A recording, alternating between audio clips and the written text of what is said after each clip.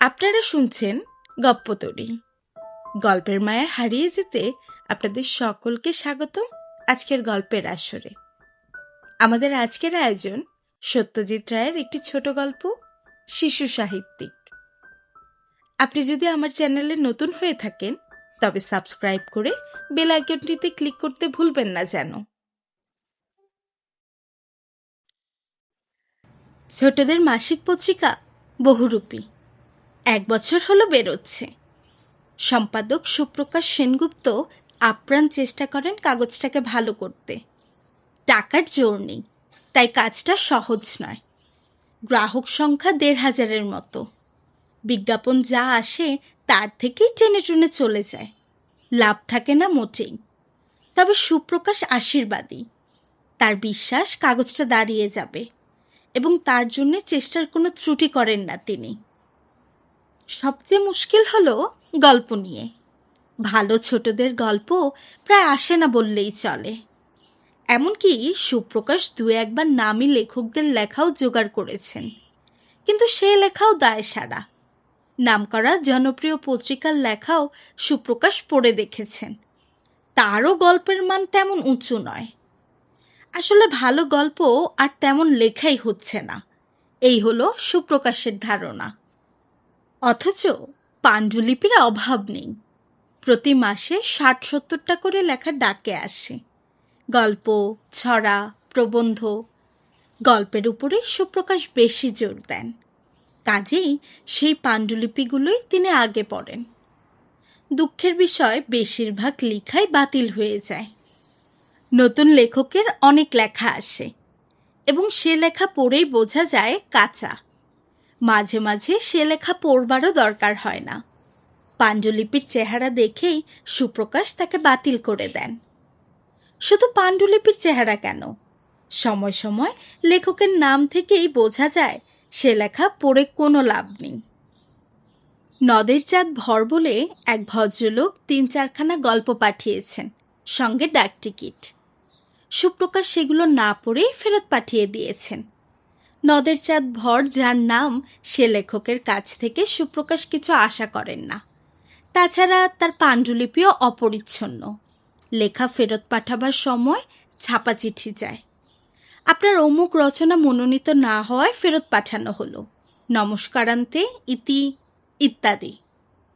তেমনি বটকেষ্ট হোর, নুকুরচন্দ্র হাতি, গজানন আইচ, এদের সকলের লেখাই সুপ্রকাশ না পড়ে ফেরত দিয়েছেন।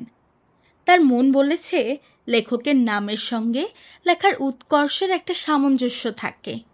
উৎকট নামের ভালো লেখক আশা করা ভুল। এখনো পর্যন্ত গল্পের দিক দিয়ে কাগজটাকে বাঁচিয়ে রেখেছেন 2টি লেখক, অমিয়নাথ বসু আর সঞ্জয় সরকার।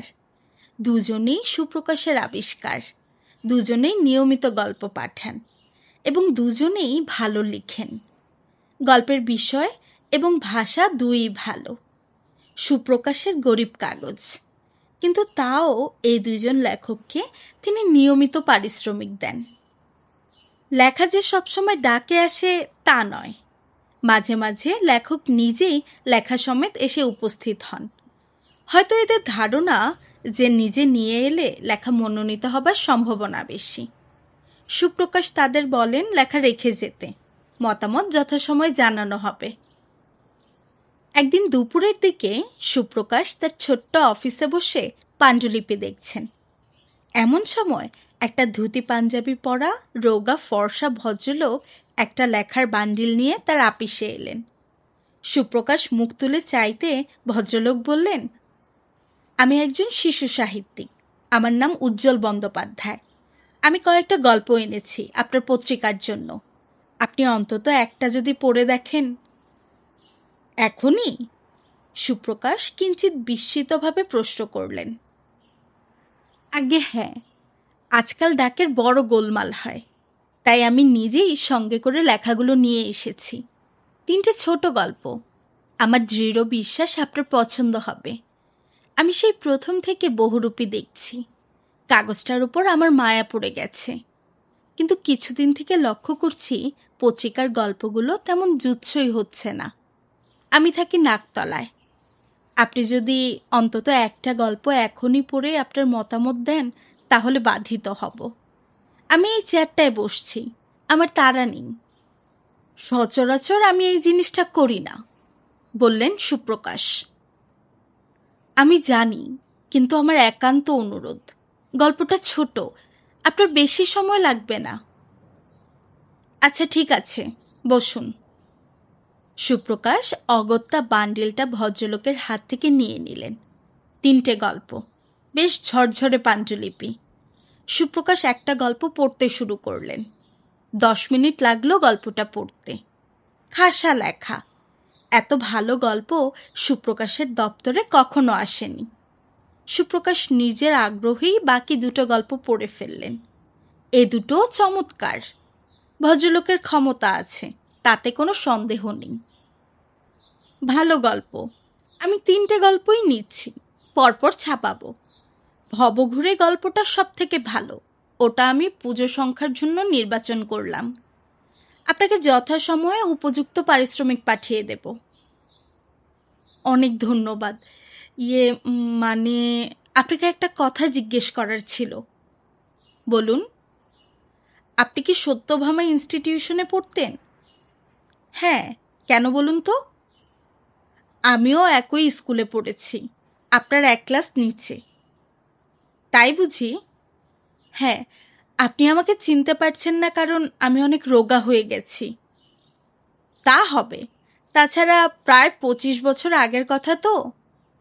কিন্তু আপনি খুব বেশি বদলাননি, শুধু আপনার একটা জিনিস বদলেছে। কি? আপনার নাম। আপনাকে আমি নিধুদা বলে ডাকতাম, আপনার নাম ছিল নিধিরাম ধারা। আপনি ঠিকই বলেছেন, তবে সে নামে কি আর কাগজের সম্পাদক হওয়া যায়? তাই কাগজটা বার করার সময় নামটা বদলে নিই। উজ্জ্বলবাবু উঠে পড়লেন। আমি তাহলে আসি। আপনাকে গল্পগুলো পড়িয়ে সত্যি আনন্দ পেলাম, নিধুদা।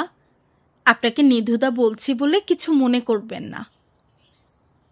ভদ্রলোক বান্ডিল নিয়ে এসেছিলেন, এখন খালি হাতেই বেরিয়ে গেলেন বহুরূপীর আপিস থেকে।